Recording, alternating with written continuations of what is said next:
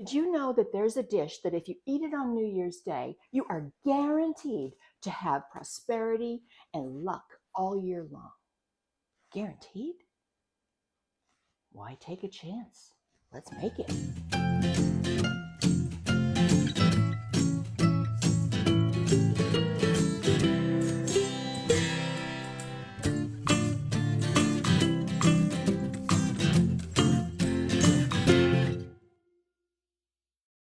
Hey everybody, and welcome to Cooking It Real. I'm Kathy, and today we're going to make that very special New Year's dish called Hoppin John. Now, supposedly, Hoppin John is a dish that if you eat it on New Year's Day, it is going to bring you prosperity and good luck for the entire year. Well, I don't know about you, but once I heard about this dish, I decided I had to have it every New Year's. Hence, like, why risk it, right? What is Hoppin John? Well, it's a dish found in the southern United States mostly, originated supposedly in the South Carolina rice country. It's a dish of beans and rice, in this case, black-eyed peas. I think in the past they used pigeon peas and they called it peas pigeon, peas pigeon, pigeon peas. And that sort of wound up translating into Hoppin John. I was first introduced to this dish when I moved to North Carolina from Massachusetts. And our neighbors, Dan and Alice Griffin, made this for us on New Year's Day, invited us to their home to eat it. And they said that if you eat this on New Year's Day, you are guaranteed to have good luck and prosperity for the entire year. And I thought, I'm in. So let's make the dish. It starts out with black-eyed peas. Even though they're called peas, they're really beans. It's basically a stewed bean dish that you serve over rice. And when you combine beans and rice, it's a complete protein. So this can be an absolutely vegetarian dish. But today we're going to do it a little bit more traditionally. And there are many variations on how you make Hoppin John. This happens to be my favorite, so that's what we're going to do. The ingredients that I use in my Hoppin John for vegetables are chopped onion. This is just yellow onion, celery, and green bell pepper. Now, I have sort of an equalish amount of each. I have a little more celery than I have green pepper. I have a little more onion than I have celery, but that's just my taste. I tend to like a lot of veggies in my soups and stews, and so that's what I'm going to do. And now I'm going to put in about 4 cloves or 3.5 decent sized cloves of garlic. Traditionally, you would stew these black-eyed peas with ham hock or hog jowl or seasoning meat, which could be salt pork or bacon or like leftover ham.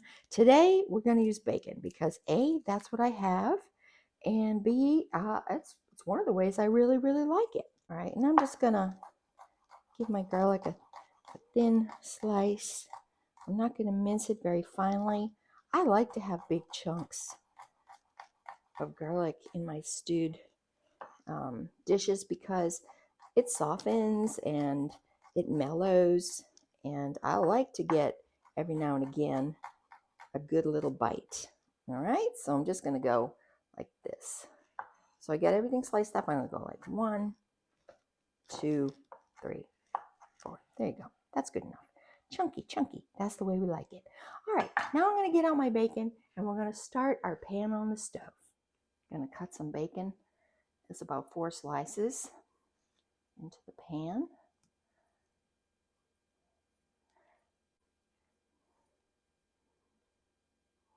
We're not going to crisp up this bacon really. We're just going to cook it a little bit. I'm going to turn on our heat to medium using my pretty Blue Lodge pan.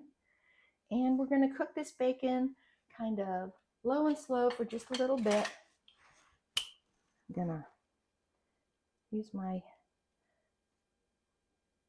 non-scratchy tongs to just break it up a little bit. It'll start coming apart as it cooks. I'm just going to give it a little boost. And we're going to just cook this for a little bit, and then we're going to put in our veggies and our beans, and we're going to talk more about what all goes into this pot. What makes it lucky? What's going to make you rich? Well, I'll tell you all those secrets in just a few minutes. All right, we're not going to let this get too much beyond this.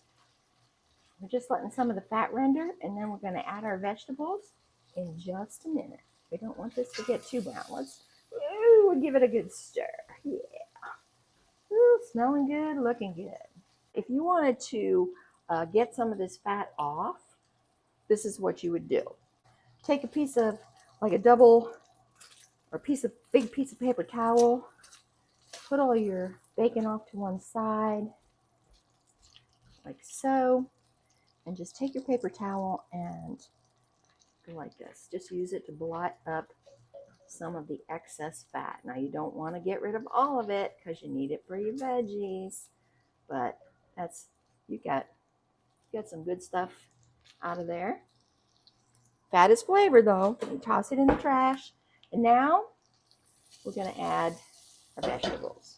We're going to add the onions, and this is probably a good solid cup of onions, and about a cup of celery, and about 2/3, 3/4 cup of green pepper, bell pepper. You know, if you're not a big fan of green bell pepper, leave it out. You don't like onions so much, just put in a little. You know, I mean, this is totally customizable to how you like it.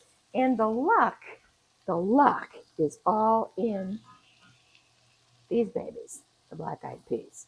So, veggies, do whatever, doesn't matter. All right, we're going to give that a little saute for a couple of minutes. Get some nice color going on it. Whoops, escapee. Come back here. Come back here, you. Ooh. Come back, come back. There you go. Get in. My stove is nice and clean, so I can do that. Oh, another one got out. All right, now we're getting crazy. All right. We're just going to let that go for a minute, and then in about a minute, we're going to add our garlic. I started the bacon on medium, and when I added the vegetables, I brought it up to medium high. It's been a couple minutes. You can see the vegetables are starting to soften a tiny bit and take on a little bit of translucency, not a lot. I'm going to add my garlic now. We're going to let that go for a minute. It smells so good. And now I want to show you what we're using for seasonings. Okay? Let me make sure you can see this. Yes, you can. All right, I got a couple of bay leaves here. I've got 2 teaspoons of dried thyme. I've got a teaspoon of black pepper, a teaspoon of Redmond's real salt. This is about a 1/4 to a 1/2 teaspoon of cayenne pepper, and a heaping teaspoon of smoked paprika. Now, a recipe might generally call for Cajun seasoning. I don't have Cajun seasoning today, but these are some of the things that you might find, and it's going to give you the same flavor profile. So let me give this another quick stir. And now we're going to add these in. Everybody into the pool. Whoop. Now, you know, if cayenne pepper is not your thing, don't add it. Give this a nice stir. And now we're just about ready to start the stewing process. Okay, let's get to our black-eyed peas. Now these are dried black-eyed peas, all right? They come dried in usually a pound bag or so. This is about a cup and a little bit more, about a cup and a quarter. A 1 pound bag has about 2 1/4, 2 1/2 cups, all right? And these cook very quickly. You don't have to soak them. You can just add them right in just like this. And these, like I said, these are the magic. Supposedly, these black-eyed peas represent coins. And so that's what's going to bring you the prosperity. All right, we're going to give this a tiny toss. And at this point, if you were not using bacon, you were using, say, a ham hock or something like that, you would add in your ham hock. And now we're going to add 4 cups of liquid.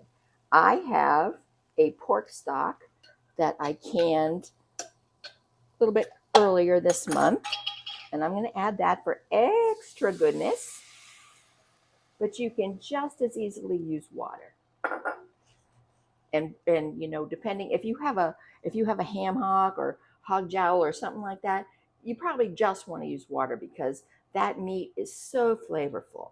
But you know, I just have bacon and I only have a little, so I'm just going to make it extra porkalicious. All right, so I'm scraping up the toasty bits from the bottom that I got from the stock, and I want to bring this up to a nice high simmer, almost a boil. Then I'm going to turn it down.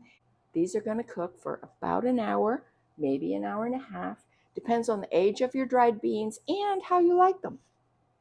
Now, if you don't want to use dried beans and you have canned black-eyed peas, you can do this just as easily. What I would do is I would start with your seasoning meat. If you're going to use the bacon, I would do it just like I did. I would put in the vegetables just like I did. Add some water. I would simmer the meat, the vegetables for half an hour or so until they're nice and soft or the way you like them.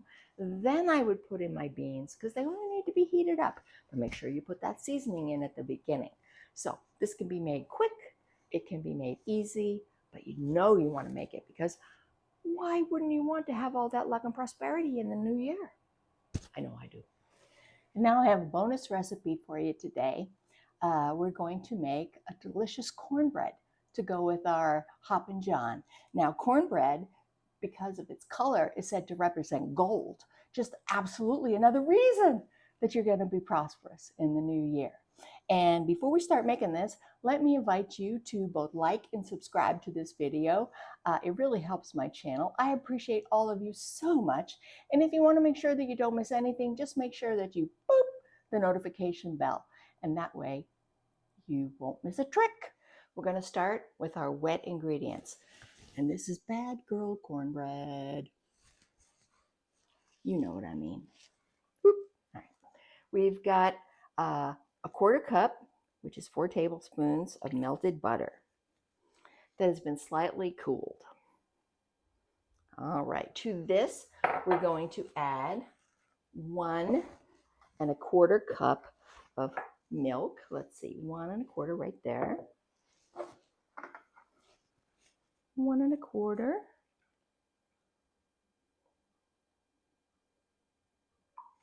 Very good.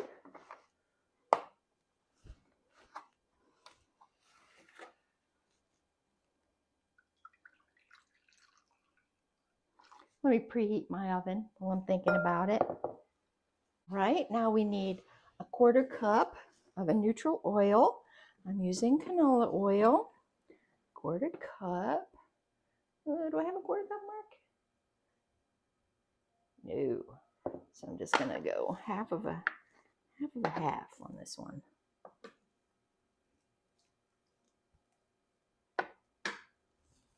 And I think that's about right. That goes in there. Oop, oop, oop.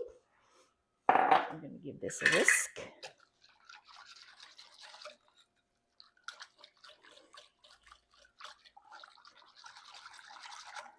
And then we're going to add 2 eggs. That butter's getting a little clumpy. That's all right. Egg 1, egg 2. All right. And that is our wet ingredients. And now, Bad Girl Baker. You know me.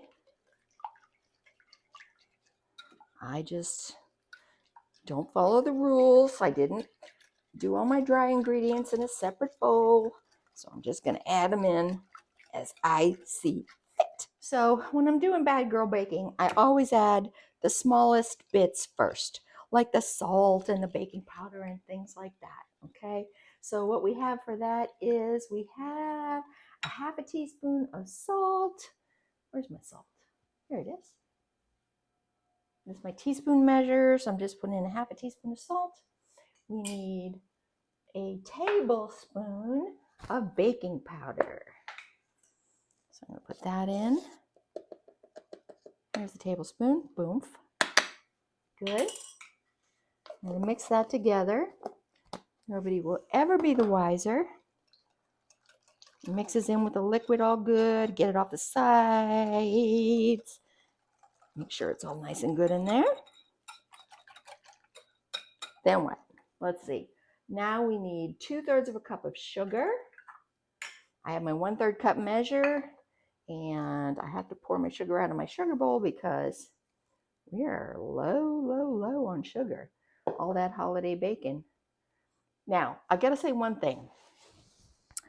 Forget whether you're a naughty girl baker or not, a bad girl baker, but sweet cornbread versus non-sweet cornbread is a huge thing in the South.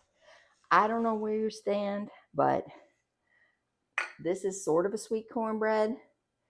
You can use a little bit less than you normally would use. Instead of 2/3 of a cup, you could use 1/3 of a cup, or you could use none.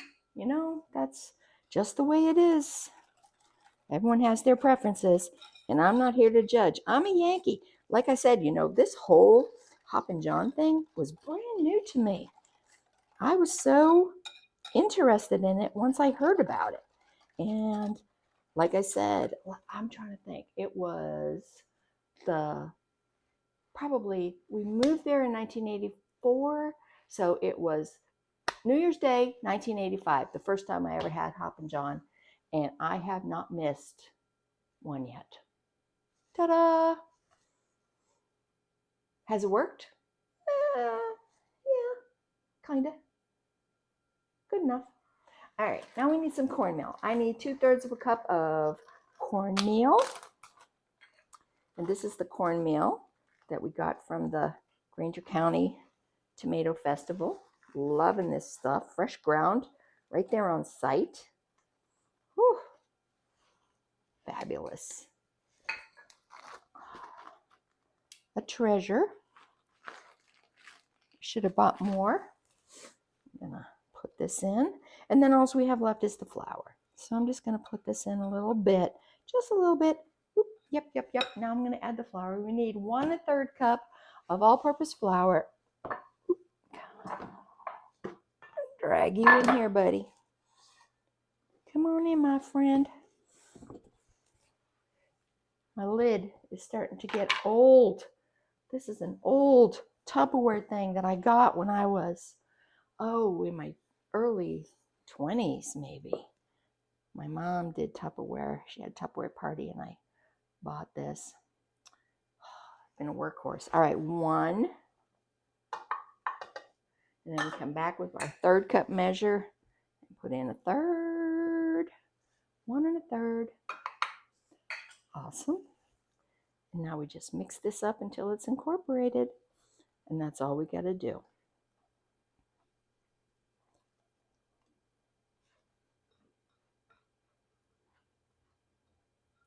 Now I preheated my oven to 350, and this is going to bake for 35 to 45 minutes. I've sprayed a cake pan.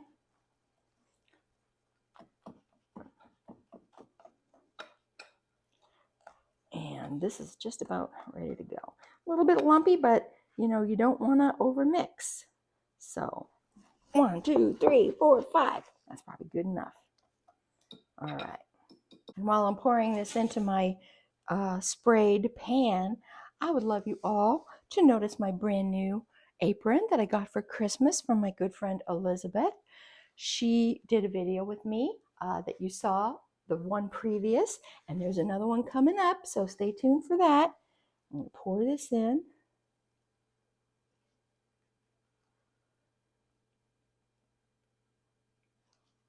Ooh, it's going to be good. Ooh, I need to get something to get all that goodness out.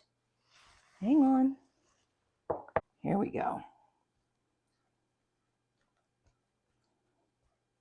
And remember, this is the lucky gold. Here's the thing. Even if you don't believe that it's going to bring you prosperity and luck in the new year, it's still going to be delicious. So go for it.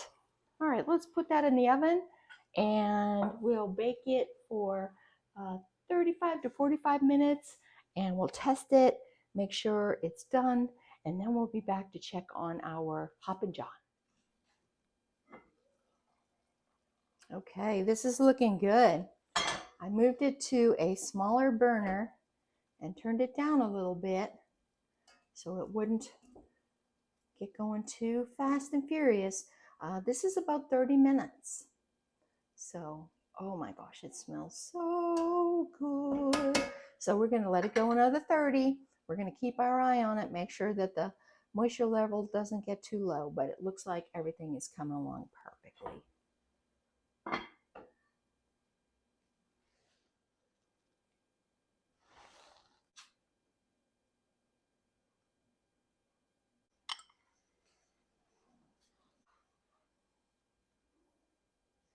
So here it is, friends. You serve your Hoppin John with a side of white rice. I cook my rice in my Instant Pot. I do a 1-to-1 ratio, cook it for 3 minutes on manual high pressure. After 3 minutes, I turn it off and let it natural release for 10 minutes and then let out the pressure. There's usually just a little poof.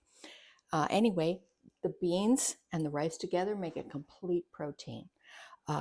Also, serve it with greens. Greens represent folding money, if you know what I mean. The Washingtons, the Hamiltons. Let's manifest the Benjamins this year. All right. So, and then the gold of the cornbread. Let's take a little taste. Oh, this is hot and good. Oh, it smells so good. I feel lucky already. If you want your beans more juicy, make sure you add more liquid.